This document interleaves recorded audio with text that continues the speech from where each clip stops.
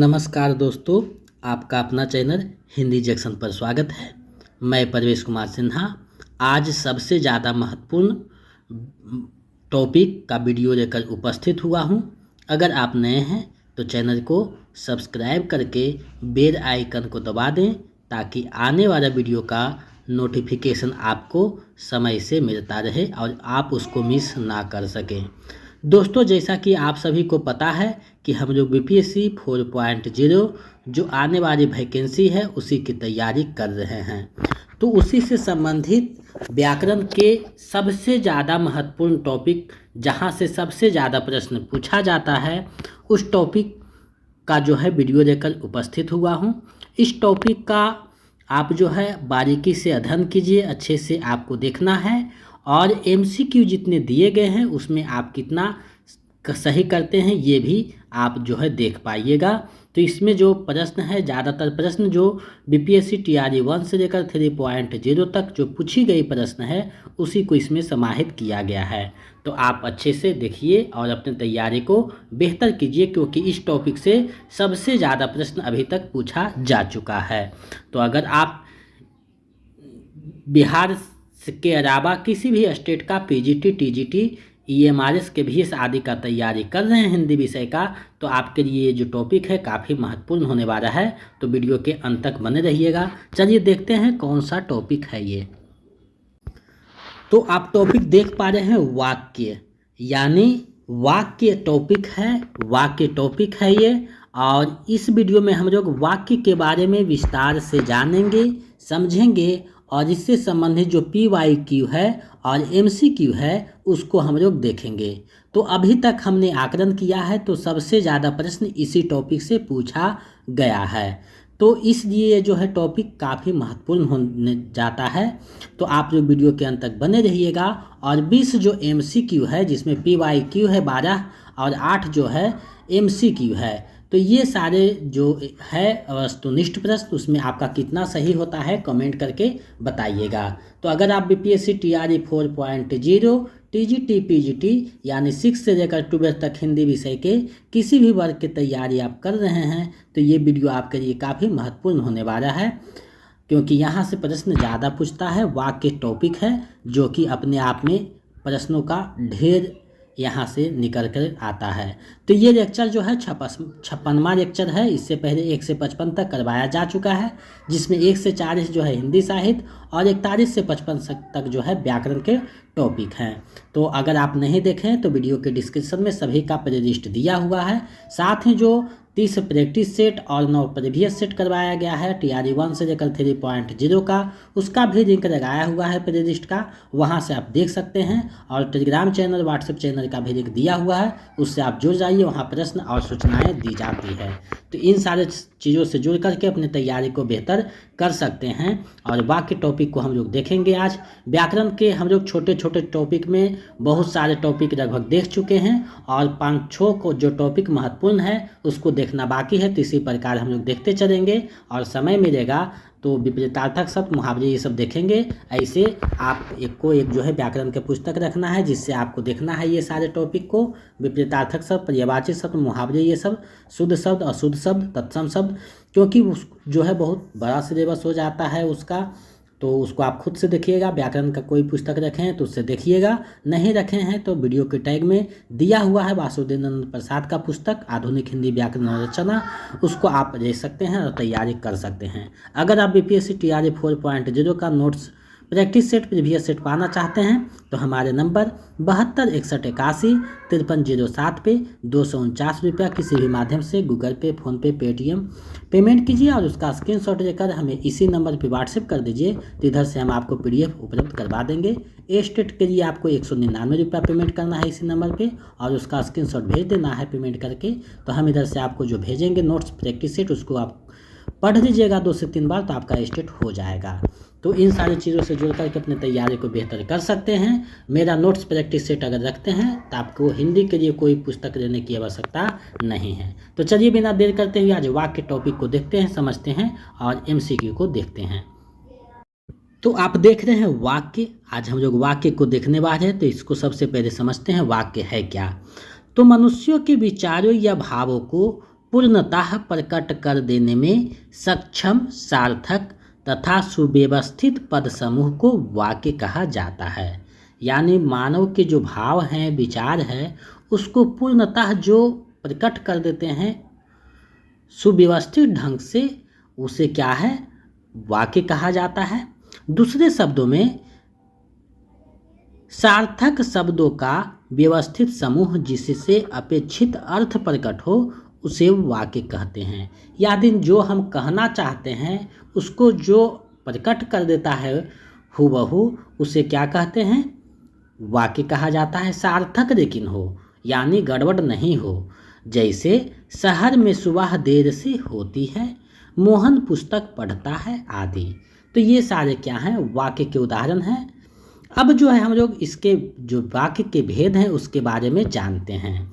तो वाक्य के भेद के बारे में कहा जा रहा है कि रचना या संरचना की दृष्टि से वाक्य के 3 भेद होते हैं, जिसमें सरल वाक्य है, संयुक्त वाक्य है और मिश्र वाक्य है।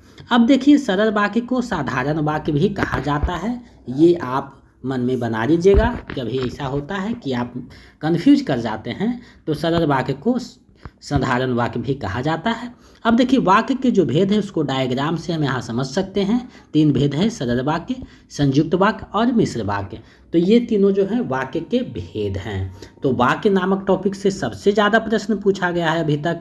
तो ये टॉपिक जो है काफ़ी महत्वपूर्ण हो जाता है, तो आप इसको अच्छे से देखिएगा और जितने भी लेक्चर करवाए गए हैं 4-5 बार देखिए, प्रैक्टिस सेट को 5-7 बार बनाइए प्रीवियस सेट को, ताकि आपका पकड़ अच्छे से बन सके। क्योंकि एग्ज़ाम में जब जितना ज़्यादा प्रैक्टिस कीजिएगा उतना बेहतर आपके लिए होता है।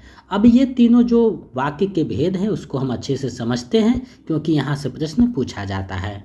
तो देखिए, सरल वाक्य के बारे में कहा जा रहा है कि जिस वाक्य में एक क्रिया होती है और एक कर्ता होता है उसे सरल वाक्य कहते हैं। यानी जिसमें एक क्रिया और एक कर्ता होता है उसे सरल वाक्य कहते हैं। इसे साधारण वाक्य भी कहा जाता है, पहले भी हम चर्चा कर चुके हैं। जैसे बिजली चमकती है, मोहन पढ़ता है आदि। तो जिसमें एक क्रिया एक कर्ता होता है वो साधारण या सरल वाक्य की श्रेणी में आता है। आपको इतना मालूम होना चाहिए ताकि आप एग्जाम में अच्छे से स्कोरिंग कर सकें। आगे बढ़ते हैं तो संयुक्त वाक्य है। अब इसको समझते हैं।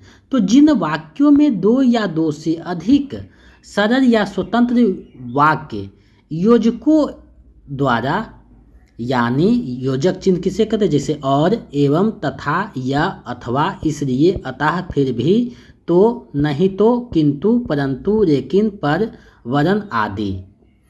तो ये जब आपस में जुड़े होते हैं इससे, तो ये क्या हो जाता है, तो इसे जो है संयुक्त वाक्य कहते हैं। जैसे डॉक्टर आया, रोगी को देखा और उसे तत्काल सुई लगाई। तो ये जो है और से जुड़ गया है तो समझ में आ गया है कि ये संयुक्त वाक्य है। और 2 से अधिक जो है यहाँ सरल वाक्य आपस में जुड़े हुए हैं तो ये संयुक्त हो जाएगा। आगे बढ़ते हैं। मिश्र वाक्य है। तो जिस वाक्य में एक साधारण वाक्य और एक या अनेक आश्रित उपवाक्य हो, यानी एक तो साधारण वाक्य है, एक उपवाक्य हो, तथा जो आपस में कि, जो, क्योंकि, जितना, उतना, जैसा, वैसा, तब, जब, जहाँ, वहाँ, जिधर, उधर, अगर, यदि, तो भी, अदपि, तथापि आदि से जुड़ा हो तो उसे मिश्र वाक्य कहते हैं। मिश्र वाक्य को मिश्रित वाक्य भी कहा जाता है।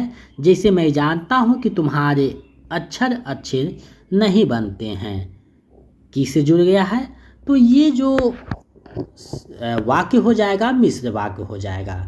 तो यहाँ जो है ये चीज़ों को समझना बहुत ज़रूरी था। यहाँ से प्रश्न ज़्यादा पूछे जाते हैं तो इसलिए ये जो है इस तरीक़ा से आपको बताया गया है। मैंने आपको सरल शब्दों में समझाने का, बताने का एक प्रयास मात्र किया है। कहाँ तक हम सही हैं वो आप खुद बताइएगा, आपका तैयारी बताइएगा।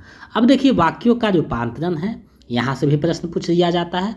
तो देखिए सरल से मिश्र वाक्य में है, तो सरल वाक्य है अच्छे लड़के परिश्रमी होते हैं। अब मिश्र वाक्य में बनाइएगा तो जो लड़के अच्छे होते हैं वे परिश्रमी होते हैं, कोमा आ गया यानी जुड़ा हुआ है, तो ये जो है मिश्र वाक्य हो जाएगा।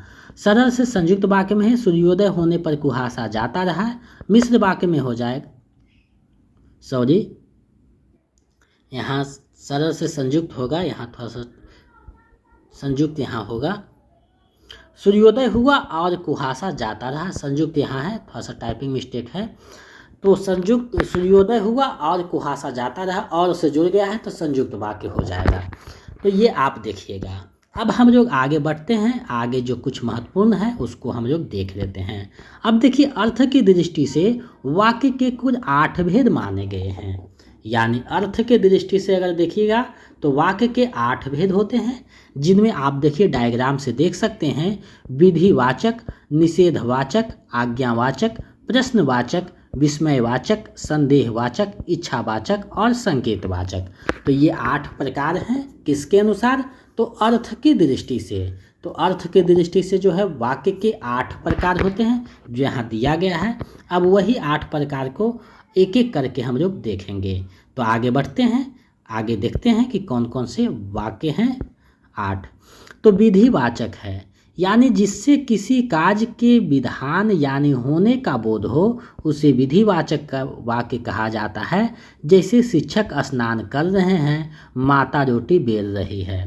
तो ये जो है कार्य का होने का बोध हो, तो ये क्या है? विधिवाचक है। निषेधवाचक है, तो जिस वाक्य से किसी कार्य के नहीं होने का अर्थ निकले, उसे निषेधवाचक वाक्य कहा जाता है। जैसे शिक्षक स्नान नहीं कर रहे हैं, छात्र व्यायाम नहीं कर रहे हैं। यानी नकारात्मक जो वाक्य रहेगा वो निषेधवाचक वाक्य हो जाएगा। आपको मन में इतना बैठा के चलना है। आगे बढ़ते हैं, तो आज्ञावाचक है, तो जिस वाक्य से किसी तरह की आज्ञा का बोध हो उसे आज्ञावाचक कहते हैं। जैसे व्याकरण पढ़ो, कुत्ते से सावधान रहो। तो ये आज्ञा दिया जा रहा है, ऐसा कहा जा रहा है, समझाया जा रहा है, तो ये आज्ञावाचक हो जाएगा। उसके बाद आता है प्रश्नवाचक, तो जिस वाक्य से किसी कार्य के होने या नहीं होने के संबंध में प्रश्नात्मकता का अर्थ निकले, उसे प्रश्नवाचक कहते हैं। जैसे क्या आप भोजन कर रहे थे, महाविद्यालय कब खुलेगा। तो ये जो है प्रश्न किया जा रहा है, तो ये प्रश्नवाचक वाक्य हो जाएगा। आगे बढ़ते हैं, तो विस्मयवाचक है वाक्य है, तो जिस वाक्य से विस्मय, हर्ष, शोक या आश्चर्य आदि का बोध हो उसे विस्मयवाचक कहते हैं। जैसे ओह मेरा सिर फटा जा रहा है, वाह काम तो आपने किया है।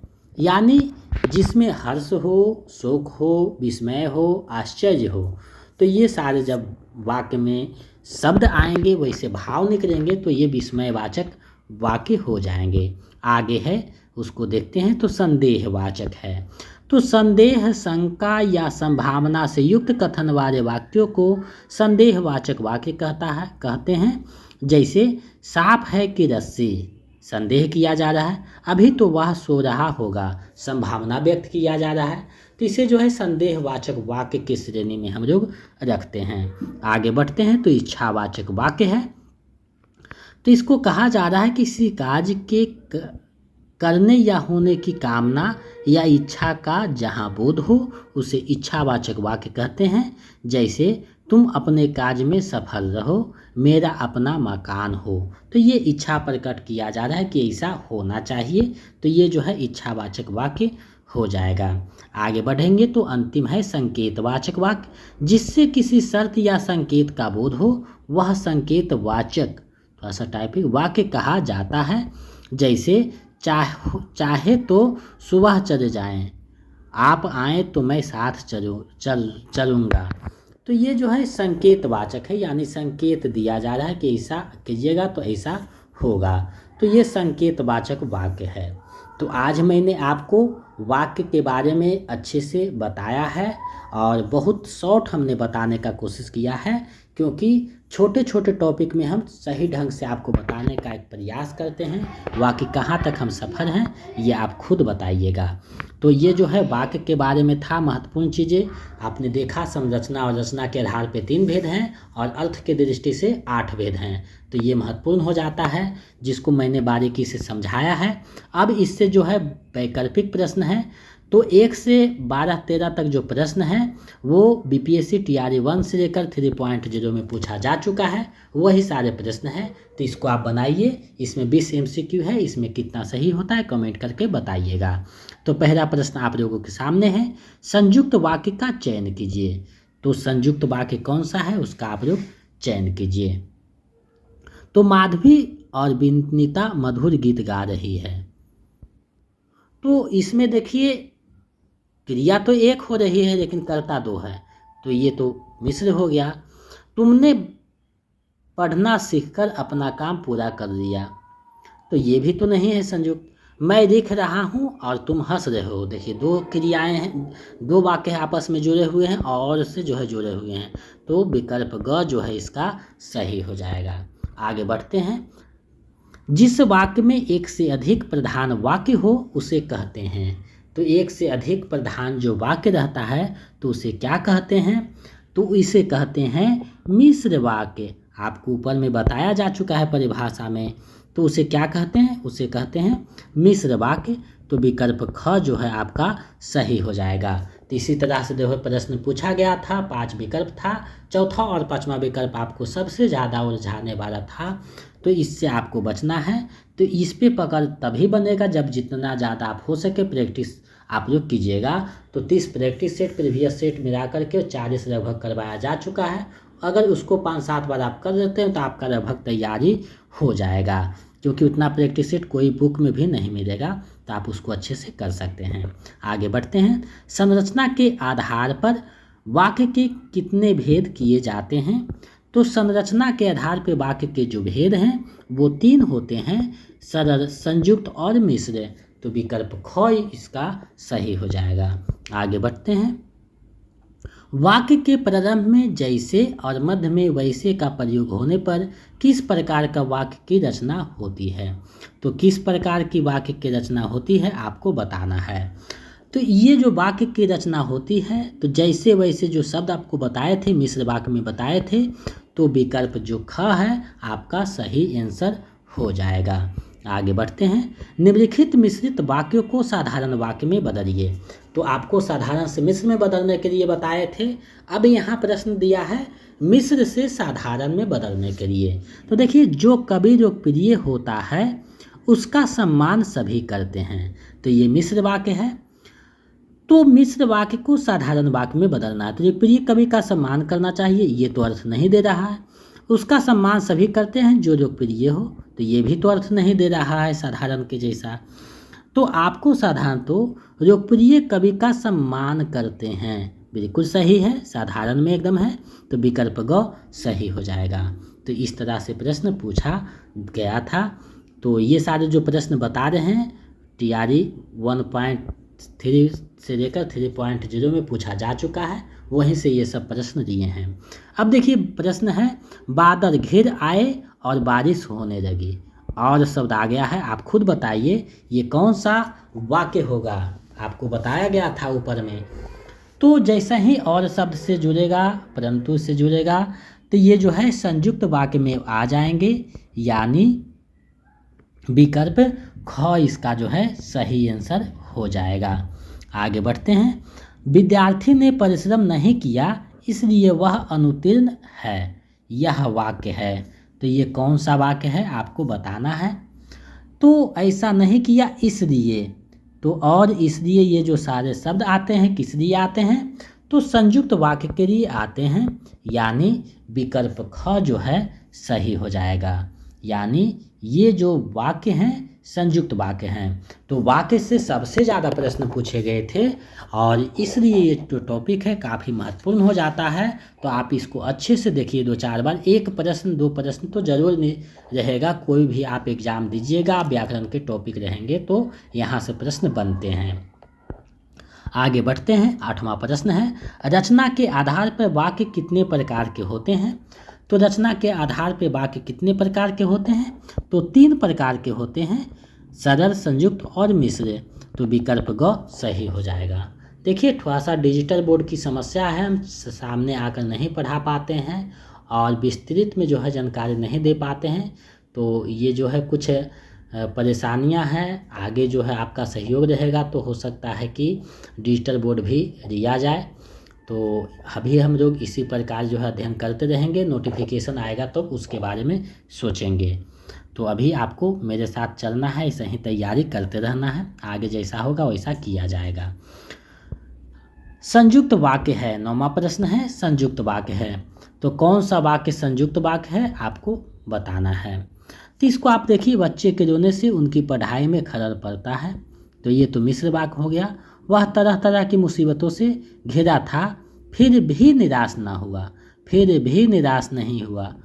तो कौन सा हो जाएगा, विकल्प ख सही हो जाएगा। संयुक्त वाक्य आ गया, यानी फिर भी आया, संयुक्त वाक्य की श्रेणी में आ गया। आगे बढ़ते हैं। मिश्र वाक्य है। तो कौन सा मिश्र वाक्य है आपको बताना है। तो जिसने दुख नहीं देखा उसने दुनिया में कुछ नहीं देखा, यानी इस पे जो है वो वाक्य निर्भर है, यानी ये उपवाक्य है और ये वाक्य है। और जो है उसने यानी कोमा से जुड़ गया है, तो विकल्प क जो है सही हो जाएगा, मिश्र वाक्य की श्रेणी में आएगा विकल्प क। आगे बढ़ते हैं। यह वही व्यक्ति है जो कर आया था। यह किस प्रकार का वाक्य है। तो यह किस प्रकार का वाक्य है, तो है जो कि ये सब जो शब्द आता है तो मिश्रित वाक्य के लिए आता है, यानी इस पे जो है वो वाक्य निर्भर है, यानी उपवाक्य है। तो जब कोई वाक्य किसी पे निर्भर हो जाता है तो मिश्र वाक्य की श्रेणी में आता है, तो विकल्प ख सही हो जाएगा। आगे बढ़ते हैं। मैं लिख रहा हूँ और आप हंस रहे हैं। तो दोनों जो है वाक्य अलग अलग है और के द्वारा जुड़ गया है। तो संरचना के आधार पर वाक्य रूप बताइए, यानी संरचना के आधार पर ये जो है कौन सा वाक्य की श्रेणी में आएगा, तो संयुक्त वाक्य की श्रेणी में आएगा और के द्वारा जुड़ा हुआ है, विकल्प ख जो है सही हो जाएगा। आगे बढ़ते हैं। इनमें संयुक्त वाक्य है, तो इनमें कौन सा जो है संयुक्त वाक्य है आपको बतानी है। तो पक्षी आकाश में उड़ रहे हैं, साधारण वाक्य है। बादल गरज रहे हैं और वर्षा हो रही है, और के द्वारा जुड़ गया, विकल्प ख जो है सही हो जाएगा, संयुक्त वाक्य की श्रेणी में आ जाएगा। आगे बढ़ते हैं। ओह मेरा सिर फटा जा रहा है, कैसा वाक्य है, अर्थ के आधार पे बताना है। तो ये जो वाक्य है वो प्रश्न तो नहीं पूछा जा रहा, तो बिल्कुल गलत। आज्ञा भी नहीं दी जा रहा है, ये भी गलत। विस्मयवाचक बिल्कुल सही है। इसमें जो है आश्चर्य किया जा रहा है, शोक है, दुख है, तो विकल्प ग सही हो जाएगा। आगे बढ़ते हैं अगले प्रश्न की ओर। हो सकता है राम का काम बन जाए, वाक्य है, अर्थ के आधार पे बताना है। तो ये जो है ऐसा सोचा जा रहा है कि ऐसा हो सकता है, तो निषेध मना तो नहीं किया जा रहा, ये तो गलत हो गया। तो ये जो है संदेह यानी इच्छा, ऐसा संदेह संभावना व्यक्त किया जा रहा है, यानी विकल्प ख जो है सही हो जाएगा। तो आप लोग यहाँ पे देख रहे हैं कि कैसे प्रश्न पूछा था और कैसे प्रश्न पूछ सकते हैं। तो इसको मैंने PYQ MCQ जो है, ये सारे जो प्रश्न हैं ये MCQ है, यानी संभावित प्रश्न है। तो आप इसको अच्छे से कीजिएगा, और हम कोशिश करते हैं कि देखिए कोई टॉपिक हो, अगर उस पर उसी समय MCQ बनाते हैं तो आपको जो है कुछ प्रैक्टिस हो जाता है, जिससे आपका जो है क्लियर हो जाता है अध्ययन। तो इसलिए ज़रूरी है, और जो महत्वपूर्ण टॉपिक है उसमें हम खुद जो है ज़्यादा MCQ समाहित किए हैं, और जो छोटा टॉपिक है उसमें कम MCQ किए हैं। तो आपके दृष्टि से हम सभी कुछ अच्छे ढंग से किए हैं, ताकि आपका तैयारी बेहतर हो सके। आगे बढ़ते हैं। इनमें कौन सा मिश्र वाक्य है, तो आपको बताना है इनमें से कौन जो है मिश्र वाक्य हैं। चोर को देखकर सिपाही पकड़ने दौड़ा, ये तो मिश्र वाक्य नहीं है। बिजली नहीं थी इसलिए अंधेरा छाया था, ये तो संयुक्त वाक्य है। सेठ जानता है कि नौकर ईमानदार है, बिल्कुल सही है, कि के द्वारा जुड़ गया है, तो मिश्र वाक्य है, विकल्प ग जो है सही हो जाएगा। तो ये जो पकड़ने का एक सेंस हम दिए हैं उससे आप पकड़ सकते हैं, और अगर समझदारी है तो आप समझ सकते हैं। चलिए आगे बढ़ते हैं, अगले प्रश्न को देखते हैं। मजदूर मेहनत करता है किंतु उसके लाभ से वंचित रह जाता है, कौन सा वाक्य है आपको बताना है। तो ये जो है किंतु, चूंकि, परंतु और ये सब सारे शब्द हैं संयुक्त वाक्य के लिए आते हैं, तो विकल्प ग जो है सही हो जाएगा। आगे बढ़ते हैं। निम्न में कौन सा इच्छावाचक वाक्य है, तो आपको बताना है इनमें से कौन जो है इच्छावाचक वाक्य है। तो स्कूल की परीक्षाएं कब से है, ये तो प्रश्न पूछा जा रहा है, तो ये प्रश्नवाचक हो गया, बिल्कुल गलत है। माता जी बाजार गई है, तो ये तो साधारण हो गया, विधिवाचक। मैं भी आपकी तरह देश की सेवा करना चाहता हूँ, चाहना इच्छा प्रकट किया जा रहा है, तो विकल्प ग जो है इसका सही आंसर हो जाएगा। तो अच्छे से जब भी एग्जाम हॉल में बैठिए, अच्छे से प्रश्न को 1-2 बार पढ़ लीजिए, समझ लीजिए, उसके बाद बनाइए, क्योंकि आप जल्दी जल्दी में प्रश्नों को गलत बना करके आ सकते हैं और आपका 1-2 नंबर गलत हो जाएगा, जिससे आपका मेरिट रुक सकता है। तो उससे आपको बचना है और अच्छे से जब बना करके आइएगा तो आपका जो है मेरिट बन जाएगा। तो आप ध्यान से देकर प्रश्नों को पढ़िए, बनाइए और अपना रिजल्ट पक्का कीजिए। आगे बढ़ते हैं। आदेशवाचक वाक्य का उदाहरण है। तो आदेशवाचक वाक्य का उदाहरण कौन सा है आपको बताने हैं। तो देखिए, सब अपनी जगह पर बैठ जाइए। बिल्कुल आदेश दिया जा रहा है, विकल्प को सही हो जाएगा। यानी आदेश दिया जा रहा है, विकल्प को सही हो जाएगा। चलिए इस वीडियो का अंतिम और 20वां प्रश्न देखते हैं। अर्थ के आधार पर वाक्य के भेद हैं। तो अर्थ के आधार पे कितने भेद बताए थे? तो अर्थ के आधार पे 8 भेद हैं, 8 प्रकार के होते हैं वाक्य। विकल्प ग सही हो जाएगा। और रचना और संरचना के आधार पे 3 होते हैं, ये भी ध्यान में रखना है। तो आज मैंने आप लोगों को जो है वाक्य के बारे में विस्तार से बताया है, MCQ को भी बताया है इससे संबंधित। तो हमें पूरा विश्वास है कि आपकी तैयारी में महत्वपूर्ण भूमिका निभाएगा और जो है आपकी तैयारी को गति प्रदान करेगा। तो आप लोग जो है लेक्चर जितने भी करवाए जा चुके हैं उसको 4-5 बार देखिए, प्रैक्टिस सेट को 5-7 बार बनाइए और अपने तैयारी को बेहतर कीजिए। तो ये 20 MCQ में आपका कितना सही हुआ है हमें कमेंट करके बताइए, ताकि हम समझ सकें कि आप लोग अंत तक देखें और मेरा साथ दिए हैं और आपकी तैयारी कैसी चल रही है। देखिए, बहुत सारे लोग हैं जो अन्यथा में पढ़ना छोड़ देते हैं कि वैकेंसी आएगा तब पढ़ेंगे, तो उनका जो है मेरिट कहीं ना कहीं रुकता है। जो लगातार लगे रहेंगे तो उनका मेरिट लगभग पक्का हो जाएगा, आप उनका तैयारी बेहतर हो जाएगा। तो वैकेंसी हो सकता है जून के फर्स्ट वीक में आए या मई के अंतिम वीक में आए, लेकिन संभावना तो है कि आने की उम्मीद है पूरी। तो आप लोग तैयारी में लगे रहिए, हम आपके साथ मेहनत कर रहे हैं। व्याकरण के जो 4-5 टॉपिक पर बचे हुए हैं उसको करवाएंगे और फिर जो है प्रैक्टिस में हम लोग लगे रहेंगे। तो इसी तरह आप लोग जो है मेरा सहयोग कीजिए, हम आपका जो है सहयोग करते हैं, क्योंकि आपकी सफलता ही हमारी सफलता है। हिंदी रिएक्शन चैनल से माध्यम से लगभग 4000 प्लस बच्चों ने अपने लक्ष्य को प्राप्त किया है, आगे आप भी कर सकते हैं। तो मेरे साथ इतना देर तक बने रहिए के लिए बहुत बहुत धन्यवाद। अगर आप नए हैं तो चैनल को सब्सक्राइब करके बेल आइकन को दबा दें। अगर आप BPSC TD 4.0 का नोट्स प्रैक्टिस सेट पाना चाहते हैं तो हमारे नंबर 72 61 81 53 07, इस पे जो है 249 रुपया किसी भी माध्यम से गूगल पे, फ़ोनपे, ATM करके स्क्रीनशॉट भेज दीजिए, तो हम इधर से आपको PDF भेज देंगे। स्टेट के लिए आपको इस नंबर पे 199 रुपया पेमेंट करना, उसका स्क्रीनशॉट भेज देना है, तो हम इधर से आपको जो है नोट्स प्रोवाइड करवा देंगे, जिसको आप पढ़िएगा, आपका रिजल्ट हो जाएगा। अगर मेरा नोट्स प्रैक्टिस सेट ये सब रखते हैं तो अलग से कोई पुस्तक लेने की आवश्यकता नहीं है। तो आज के लिए इतना है, मिलते हैं एक अलग वीडियो में, नए वीडियो में। जय हिंद।